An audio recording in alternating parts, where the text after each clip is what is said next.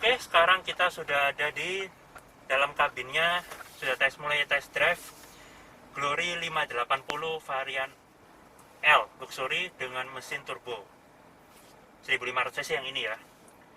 Kalau yang 1800 cc itu horsepowernya nggak lebih tinggi daripada yang ini kok, jadi kita coba yang ini aja. Oke, sekarang kita coba di tempat yang banyak speed trapnya atau polisi tidur. Kita mau coba gimana bantingan suspensinya.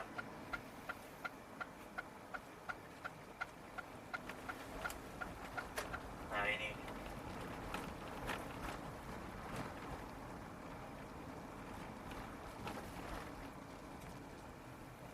ya,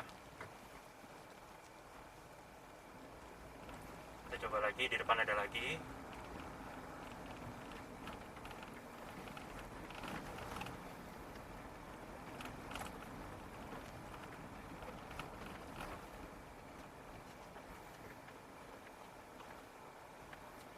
Ya, jadi untuk Glory 580 ini bantingan suspensinya dia pas aja ya, biasa aja, nggak sampai yang fluffy gitu, jadi kerasanya kayak empuk gitu, gak juga, jadi dia biasa aja.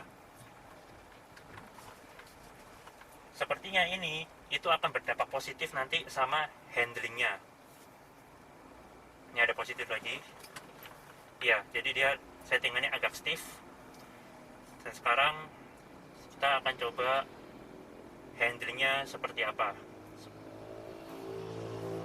Nih ya, ya, mobil ini handlingnya lebih baik daripada e-auto sekalipun. Jadi karena settingan suspensi yang keras, yang agak keras tadi itu, yang nggak terlalu empuk, itu berakibat positif sama handlingnya. Jadi handlingnya setelah saya coba seperti ini, nah dia lumayan sigap untuk rentan mobil, untuk mobil dengan rentan harga seperti ini.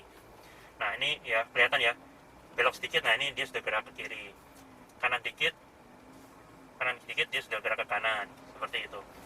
Jadi lumayan nurut untuk setirnya ini. Untuk kedalaman kabin nih, mobil itu lewat,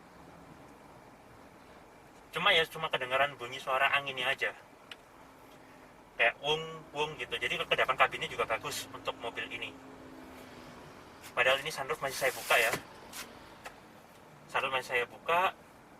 dan audio musiknya belum saya nyalakan. Kalau saya nyalakan ini lagunya, atau Anda membeli mobil ini kemudian Anda menyalakan musik melalui sistem entertainment di sini, maka itu akan membuat suara luar, road noise atau apa itu menjadi lebih samar. Ya, yang jelas pastinya Anda tidak bisa menuntut mobil ini untuk sekedap mobil-mobil Eropa. Itu nggak bisa, tapi paling tidak sudah lumayan baik kekedapannya untuk mobil ini. Nah, mobilnya juga ada sunroof, jadi bisa membuat aura kabin menjadi terasa lebih lega. Kemudian sekarang untuk tarikannya,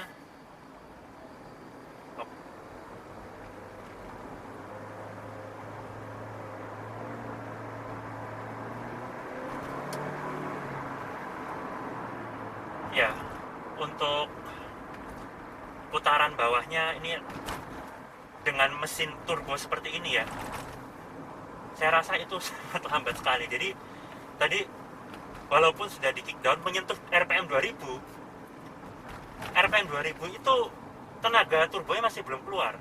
Jadi harus nunggu sekitar RPM-nya itu di atas 3500, masuk 3000 mulai positif, 3500 sampai 3800 itu baru tenaganya kerasa wung, nendang seperti itu turbonya.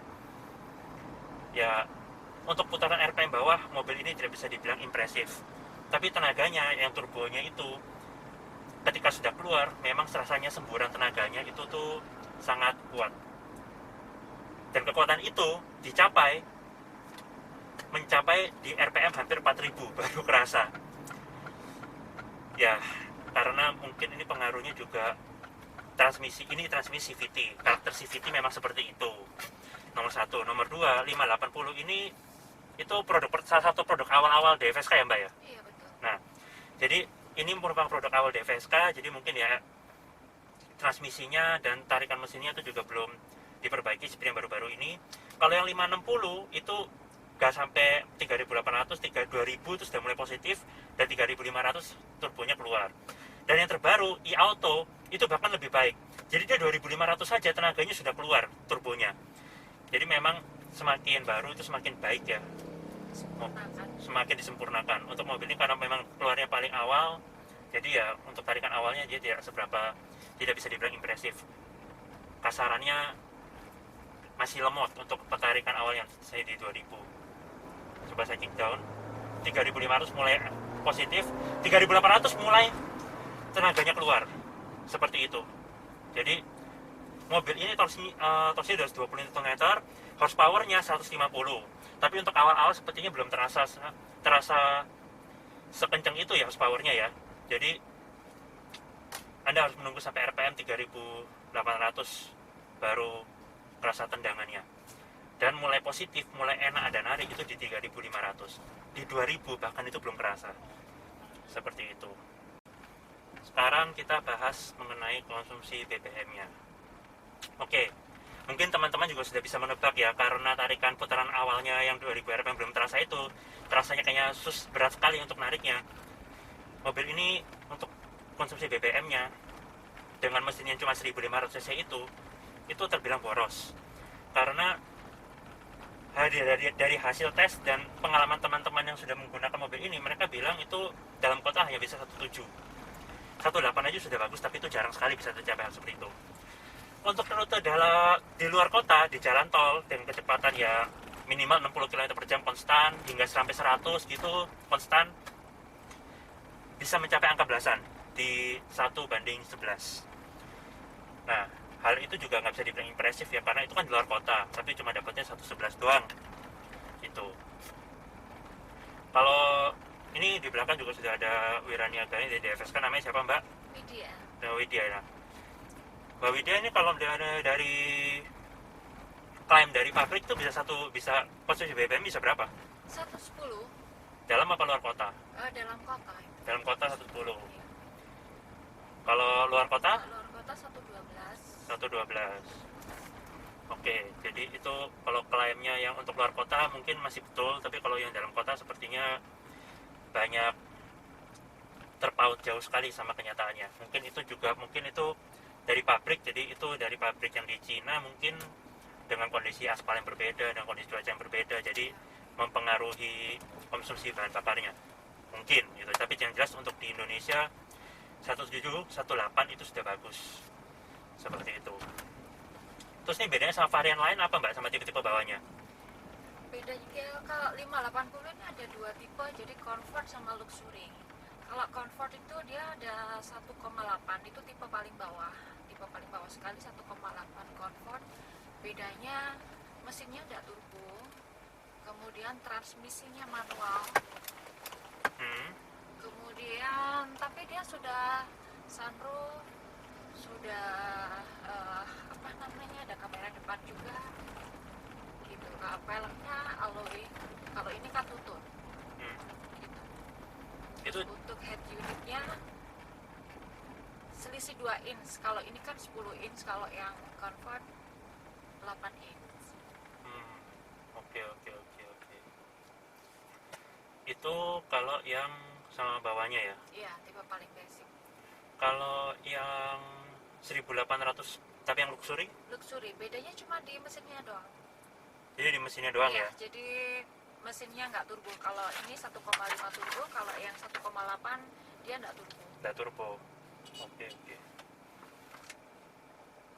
Ini ya, info dari browser sini tertulis kalau yang 1500 cc turbo ini dia tenaganya lebih gede, 150 PS.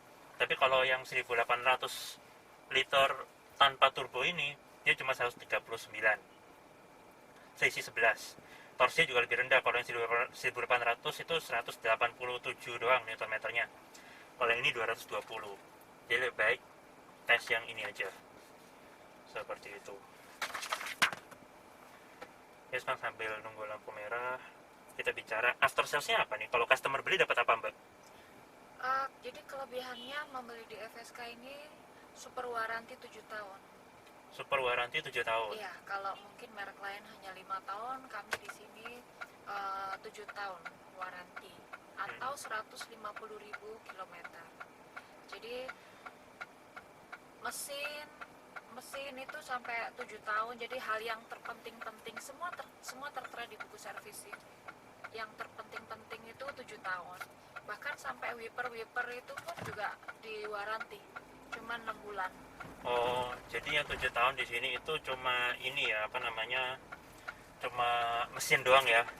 Bukan mesin, jadi semua electrical bawaan dari pabrik selain mesin. Itu juga 7 tahun. 7 tahun. Wow. Jadi kan kalau merek lain mungkin hanya mesin. Atau Kalau 150.000 atau kilometer. 150, mana yang tercapai? Kelistrikan dan ini ya, kelistrikan dan kelistrikan dan mesin ya berarti ya. Mesin.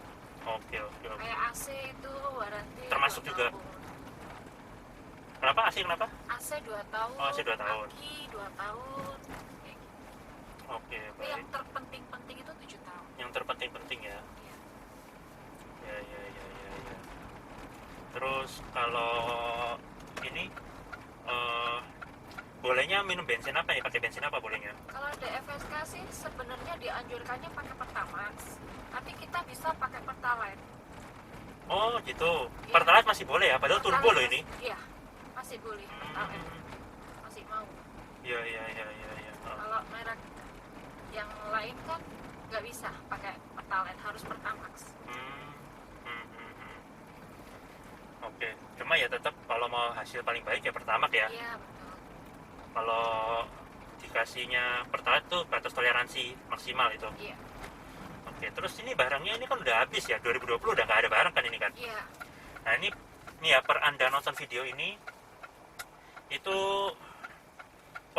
kondisinya berarti cuma tinggal kalau mau belinya yang NIK 2019 itu paling baru ya. Iya, betul. Itu pasti ada tambah diskon ya itu ya. Ada spesial diskon. Ada spesial diskon. Iya. Bisa sampai berapa itu? Bisa 60-an. Bisa 60-an. Iya. Wow. Diskonnya lumayan fantastis itu ya. Iya. Oke. Terus mobil ini juga dijual nih ya. Mobil tes ini ya. Karena kan mau diganti auto ya. Iya, betul. Tapi untuk harganya nggak tahu ya, atau dikasih tahu dilepas berapa. Berapa ya kemarin, lupa aku. Ya itu nanti Anda bisa telepon sendiri Mbak Widya ini ya, nomornya ada di kolom description. Sekarang saya coba di VR-nya aja sekalian. Nah, dari sini. Nah, ini di VR-nya ya. Kelihatan di sini di VR-nya yang memantau depan dan bisa direkam, tapi lagi nggak ada SD card, jadi Anda belum bisa merekam ini. Oke, secara kesimpulan, seperti yang recap dari apa aja yang tadi kita sudah omongin, bantingan suspensi biasa aja, agak keras, nggak seempuk e-auto lebih tepatnya, tapi itu berdampak positif sama handlingnya itu jadinya lumayan presisi, lumayan enak, seperti itu. Suspensi terkorbankan, handlingnya jadi lebih sigap, lebih lumayan responsif, walaupun yang nggak responsif amat, tapi paling tidak cukup enak, cukup nurut ini setirnya. Mesinnya, tarikan bawahnya itu sangat lambat, lemot, 3.500 di 2.000 rpm belum kerasa tenaganya, masih kayak narik, masih kayak gitu di 3.500 mulai positif, dan 3.800 baru akhirnya tenaganya menyembur keluar semuanya, kayak gitu, baru terasa kayak ketarik di 3.800. Di 4.000 jangan ditanya, ya sudah kenceng, jadi putaran bawahnya lemot, baru positif di putaran tinggi, putaran menengah lah, 3.800 sampai 4.000 itu baru keluar turbonya, seperti itu. Dan karena transmisi seperti itu, otomatis bahan bakarnya itu nggak bisa dibilang irit, cenderung boros.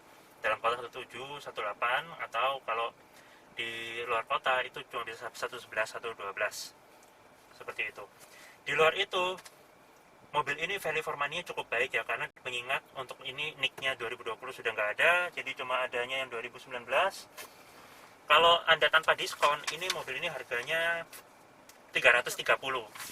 Kalau tak pakai diskon tadi ya, karena ini NIK lama, tapi kita bicara tanpa diskon ya, 330 Anda mendapat fitur seperti ini, kayak DVR kamera untuk memantau luarnya, untuk merekam kejadian yang ada di depan mobil ini.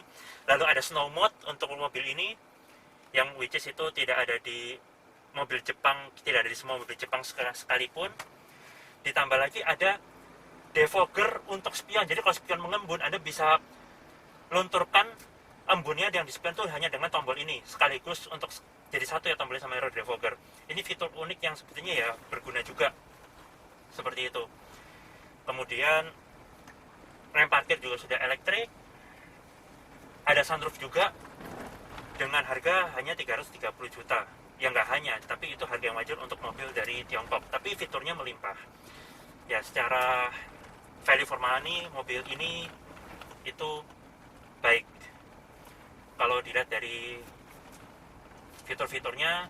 Material kabin walaupun ini hard plastik, cuma ini soft touch. Yang di door trim ini juga soft touch dengan aksen karbon, atasnya hard plastik, tapi yang di sini ini kulit ya, jadi enak empuk seperti itu. Dan joknya juga sudah kulit dengan harga segitu. Beserta yang membuat value for money mobil ini semakin baik adalah garansinya, yang warantinya super waranti sampai 7 tahun yang penting-penting, terutama mesin, atau sampai 150.000 km mana tercapai lebih dulu. Oke, jadi sekian test drive kita mengenai Glory 580 1500cc turbo tipe L. Kalau Anda peminat mobil ini atau mengambil mobil test drive ini barangnya ada di Malang DFS KHR Muhammad Surabaya ya. Untuk diskonnya bagaimana, nego gimana, Anda bisa telepon di nomor kontak marketingnya di kolom description. Terima kasih sudah menonton.